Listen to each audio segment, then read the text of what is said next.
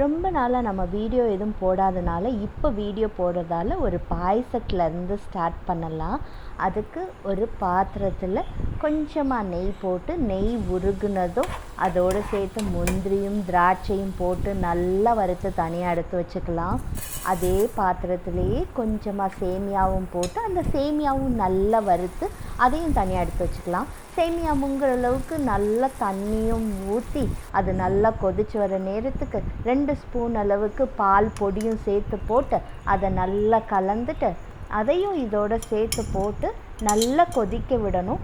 கொதித்து நல்லா குறுகி வந்த நேரத்துக்கு 2 ஸ்பூன் அளவுக்கு கண்டென்ஸ்டு மில்க்கும் சேர்த்து போட்டுட்டு லாஸ்ட்டாக ஒரு ஏலக்காய் பொடியும் சேர்த்து போட்டால் நம்ம அடிப்பொலி சேமியா பாயசம் சூப்பராக ரெடி ஆயிடுச்சு. இப்போ நம்மளுக்கு முந்திரியும் திராட்சையும் போட்டால் சூப்பராக ரெடி ஆயிடுச்சு சேமியா பாயசம்.